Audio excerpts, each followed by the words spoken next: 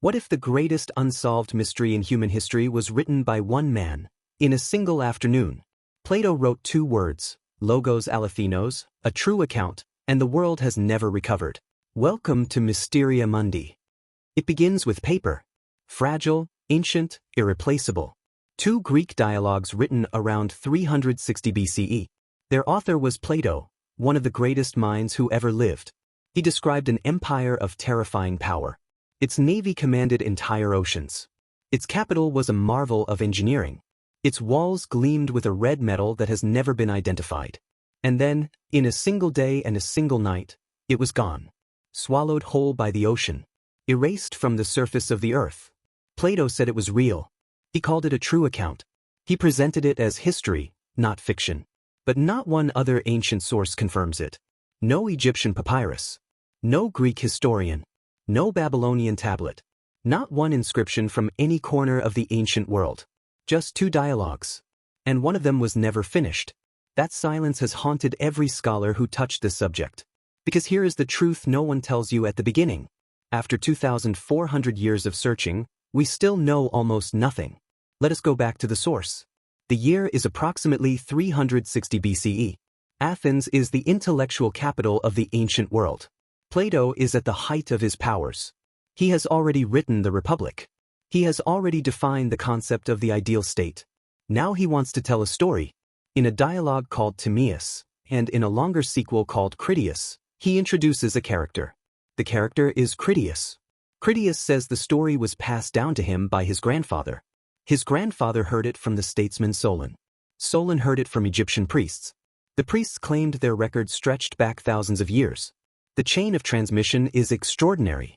Plato, Critias, Critias the elder, Solon, Egyptian priests. Each link in that chain is a place where the story could have changed.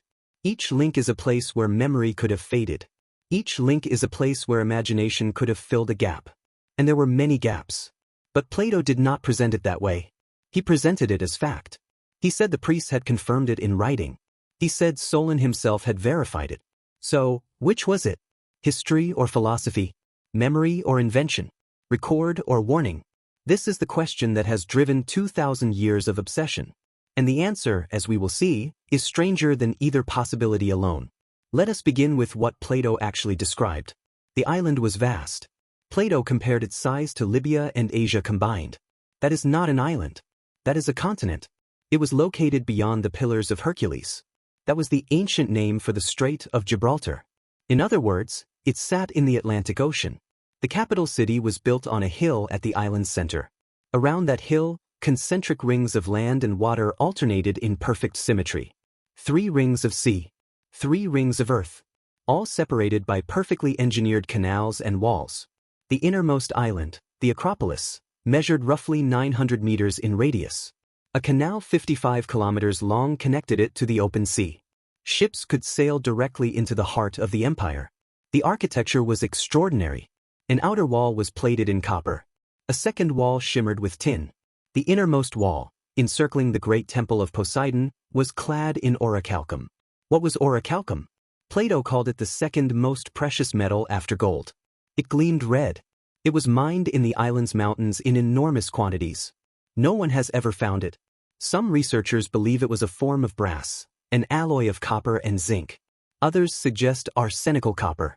A few have proposed it is purely symbolic. The mystery of orichalcum alone has generated an entire subfield of speculation. It remains unresolved. The military described in the Critias dialogue is staggering. 1.2 million soldiers. 10,000 war chariots. 1,200 warships. For comparison, those numbers would tax the logistics of a modern superpower. For the Bronze Age, they are beyond impossible. 10 kings ruled this empire.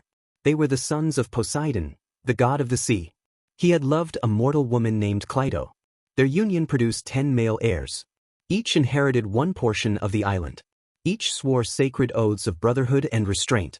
And then, slowly, something went wrong. The Atlanteans grew wealthy beyond all reason.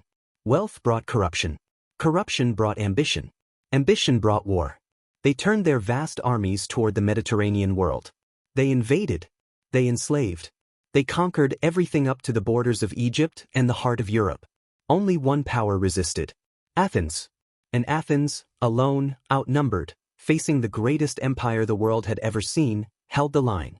Athens defeated Atlantis. Then the gods acted.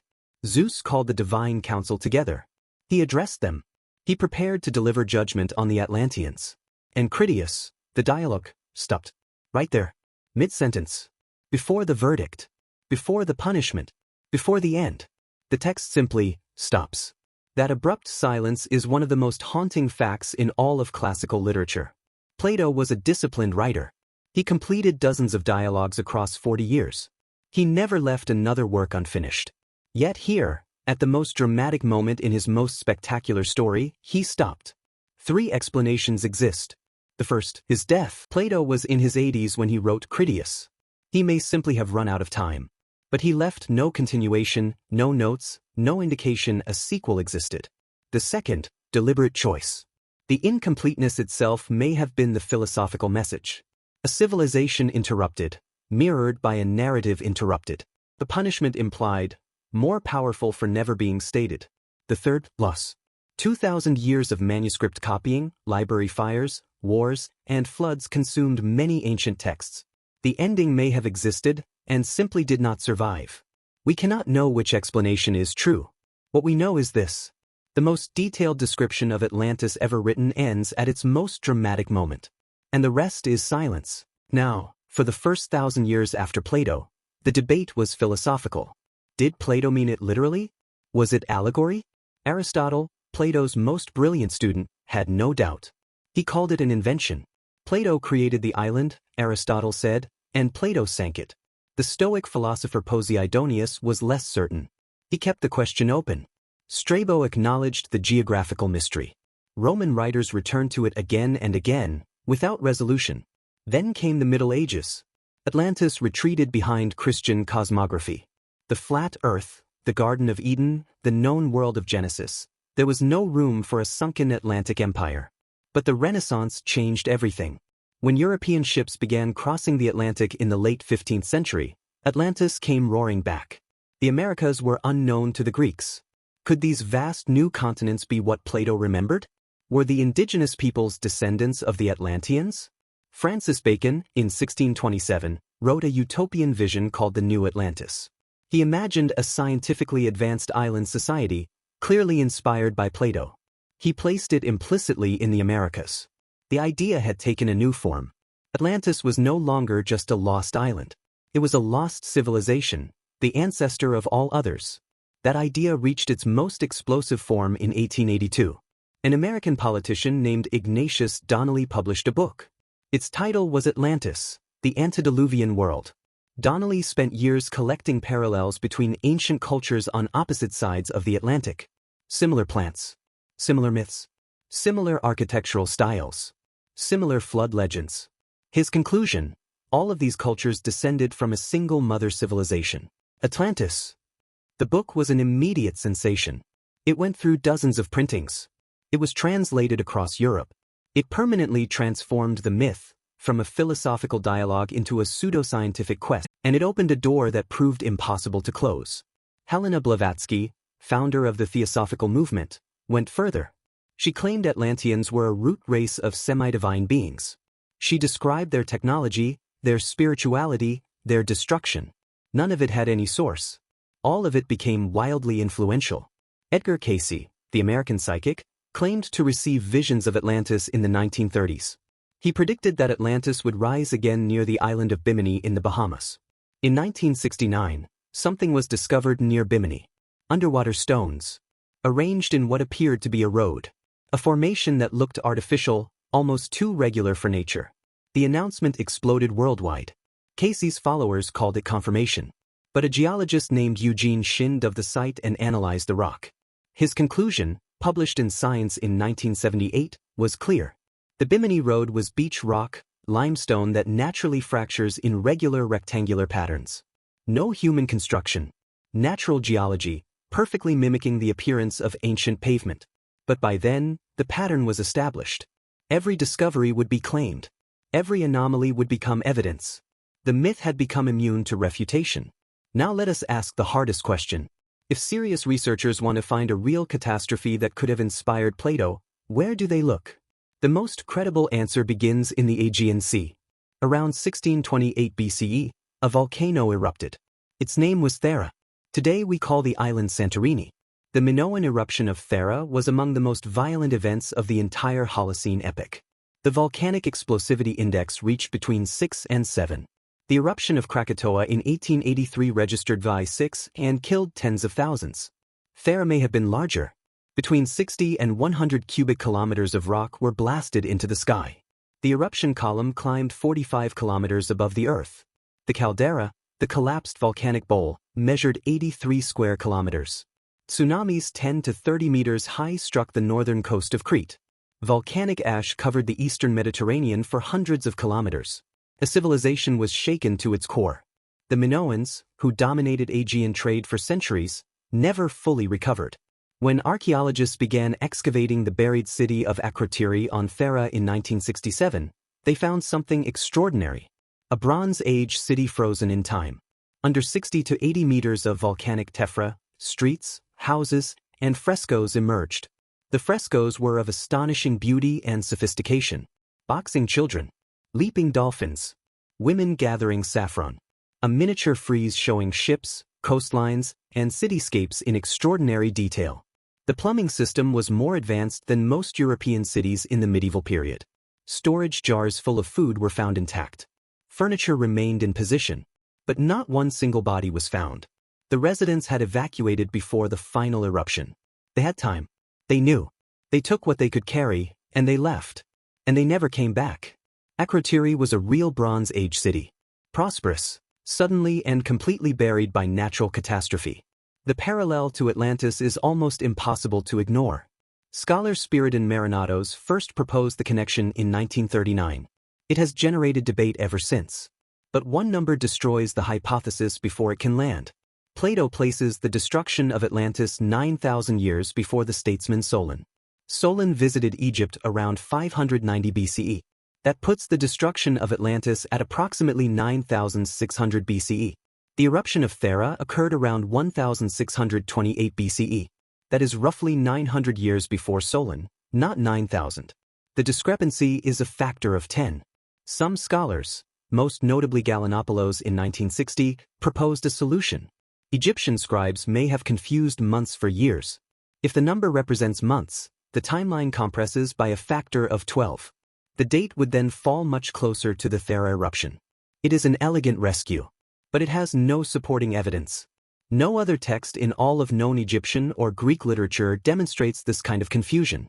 The majority of classical scholars reject it. The Thera hypothesis remains compelling. It remains unproven, and the ocean keeps its distance. The second major candidate lies in a very different landscape. The southern coast of Spain.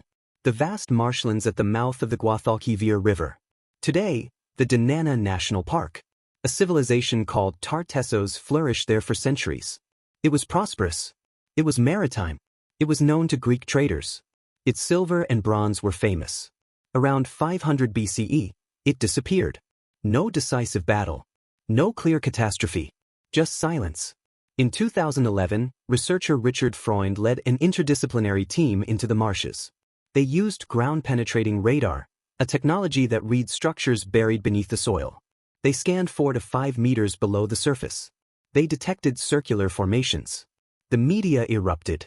Headlines announced the discovery of Atlantis. The story circled the globe in hours. Spanish archaeologists looked at the data. Scholars at the University of Seville examined the findings carefully. Their conclusion was measured but firm. The circular structures matched natural formations found throughout the region. Some matched known Roman and Iberian archaeological layers. None matched the description of Atlantis. The Tartessos hypothesis remains geographically interesting. The Gulf of Cadiz does lie near the Pillars of Hercules. The marshes are real. The civilization was real. But the evidence is not. Then there is the most sobering case of all. Not a theory. Not a hypothesis. A proven catastrophe. Scientists call it Doggerland. Between 10,000 and 6,500 BC, a vast landmass connected Britain to continental Europe. It covered approximately 400,000 square kilometers. It was fertile grassland and river delta. People lived there across many generations. They hunted. They fished. They built their communities. Then the sea level rose. The glaciers of the last ice age were melting. The ocean was climbing, slowly, relentlessly. Around 6100 BCE, something catastrophic accelerated the end. A massive underwater landslide off the coast of Norway. The Strait slide. It generated a tsunami of extraordinary scale. It struck Doggerland from the north. Within days, perhaps within hours, a civilization's homeland drowned. This is not myth. Scientists have pulled sediment cores from the North Sea seabed. They have recovered ancient pollen, grasses, and trees that grew on dry land. They have found animal bones. They have found human tools. They have found evidence of a world that now lies 20 meters underwater. Doggerland was real. It was inhabited. It was lost. And here, the Atlantis question becomes genuinely profound. If Doggerland was real, then the memory of drowned lands is real. The trauma of watching the sea take the earth is real. The desperate attempt to remember what was lost is real. Could that memory, passing through thousands of years of oral tradition, have reached Plato? No one can prove it. No one can disprove it. But it is no longer absurd. Because we now know it happens. We know lands disappear. We know people remember. We know stories survive. The question is how long they survive, and how much they change. Now we must face the most important evidence of all. Not geological. Not archaeological. Textual. The scholars who have studied Plato's writing most deeply, the philologists, have reached a consensus. The consensus is uncomfortable. Luc Brisson, the leading authority on Platonic mythology, spent 40 years with these texts. His conclusion: Plato constructed the Atlantis story deliberately. It was a mythos, a plausible story engineered for philosophical purposes. The specific purpose: to contrast Athens with its opposite. Athens, virtuous, disciplined, small. Atlantis, wealthy, powerful, corrupt, vast. Athens wins. Atlantis falls. The moral is not subtle. Hubris destroys civilizations. Wealth without virtue is self-annihilating. This is not history. This is philosophy. German classicist Heinz Gunther Nesselrath analyzed the vocabulary of Critias in 2002. He found something decisive. The language is characteristic of Plato's late prose style. Not the language of a transcribed ancient document. Not the vocabulary of archaic tradition. The sentence structures and word choices are Platonic, composed, deliberate, crafted. And Aristotle, who knew Plato personally, who sat in his school for 20 years, was blunt. Atlantis was an invention. The island was created to make a philosophical argument. Then it was sunk to resolve the argument. This is the view most classical scholars hold today. But then you return to the text, and you notice something strange. Plato described the canal dimensions. He specified the height of the walls. He named the metals. He counted the army. He numbered the kings. He described the plumbing. Would you invent a fiction with that level of detail? Or does that detail suggest something real beneath the philosophical scaffolding? That tension, between deliberate construction and suspicious precision, is the true heart of the mystery. And science has not resolved it. Today, the tools available to researchers are unlike anything in history. The JEPCO Seabed 2030 project is mapping the entire ocean floor. By 2023, roughly 25% had been completed at high resolution. The target is 100% by the end of the decade. Every square kilometer of the Atlantic will be documented. Every ridge, every trench, every anomaly. If there is anything human-made beneath the Atlantic, it will be visible. The data already available is decisive. The Mid-Atlantic Ridge is a divergence zone. The tectonic plates have been pulling apart for millions of years. The average water depth at the ridge is 2,000 to 2,500 meters. The deepest point in the Atlantic, the Puerto Rico Trench, reaches 8,376 meters. No continent has existed above sea level in those coordinates on any timescale meaningful to human civilization. The geological verdict is final. There is no sunken continent in the Atlantic. But the mystery is not geological. The mystery is this. One philosopher wrote a story. He called it true. He gave it uncanny precision. He left it unfinished. And every civilization since has been unable to stop looking. Why? Because the story touches something real, even if the island does not. The fear of a great civilization destroyed by its own arrogance. The terror of the sea taking the earth overnight. The grief of a world that was and is no longer. These are not myths. These are human experiences. Thera erupted and buried Akrotiri under 80 meters of ash. Doggerland drowned beneath the North Sea over thousands of years of rising water. Tartessos vanished without a clean explanation. Civilizations the world has forgotten rose and fell across the Bronze Age Mediterranean. The ancient world knew catastrophe. The ancient world feared the sea. The ancient world needed stories to name what it could not comprehend. Plato, whether he invented, or remembered, or synthesized, gave them the ultimate story. A civilization of impossible perfection, destroyed by its own corruption, swallowed by the very ocean it had mastered. The warning could not be clearer. The story could not be more human. Whether the island existed or not, the truth it contains is real. Here is where we stand. The science is clear. No continent existed in the Atlantic on any human timescale. The geological record is unambiguous. The ocean has been measured. The tectonic plates have been mapped. The data from JEPCO confirms what every geologist has argued for a century. The philology is equally clear. The text is a philosophical construction. Plato built it with intention. His most brilliant student called it invention. And yet the question refuses to die. Perhaps because we are asking the wrong question. We keep asking, did Atlantis exist? The better question is, why can't we stop asking? Every generation has needed Atlantis to mean something different. For Plato, a moral warning against hubris. For Francis Bacon, a vision of scientific civilization. For Ignatius Donnelly, a common ancestor for all of humanity. For the nationalist movements of the 19th and 20th centuries, a mythical homeland twisted into dangerous ideology. For modern explorers, an excuse to map the ocean floor. The island keeps changing shape because we keep changing what we need it to be. And perhaps that is the most honest answer available. The island of Atlantis does not lie in the Atlantic Ocean, but it exists somewhere more durable. It exists in the human compulsion to believe that something extraordinary preceded us. Something wiser. Something more powerful. Something we lost. That loss, real or imagined, is the oldest story the human mind tells itself. And Plato, whether he knew it or not, tapped into that story with perfect precision. 2 dialogues. 1 unfinished. 1 unidentified metal. 1 number 10 times too large. And 2,400 years of searching. The sea, as always, keeps its secrets. The island has not been found. The dialogue was never finished. The orichalcum was never identified. The priests who told Solon the story, if they ever existed, are dust. And somewhere beneath the surface of the Atlantic Ocean, or beneath the surface of human memory, something waits. Not an island. A question. The oldest question civilization has ever asked itself. How do great things end? And who will remember when they are gone?